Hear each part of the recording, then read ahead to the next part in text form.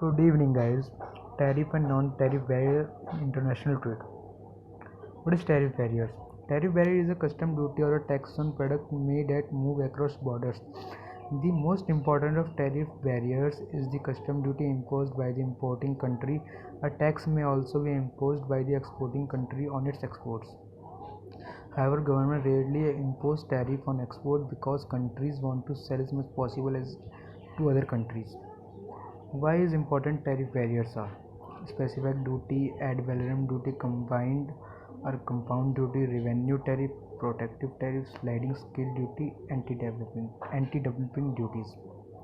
Non-tariff barriers. A non-tariff barrier is any barrier to other than a tariff that raises an obstacle to free flow of goods in overseas markets. Non-tariff barriers do not affect the people of the imported goods, but only the quantity of imports.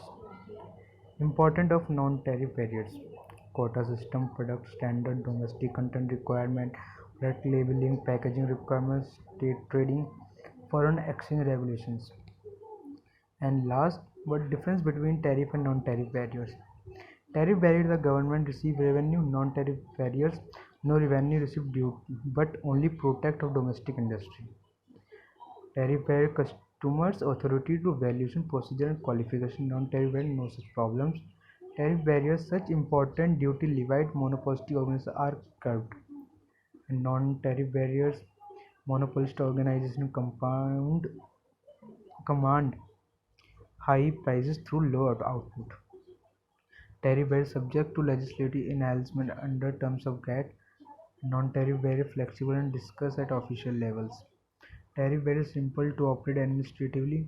Non-tariff more officials involved and less simple. Tariff barrier favor efficiency of firm. Non-tariff discriminates against newcomers.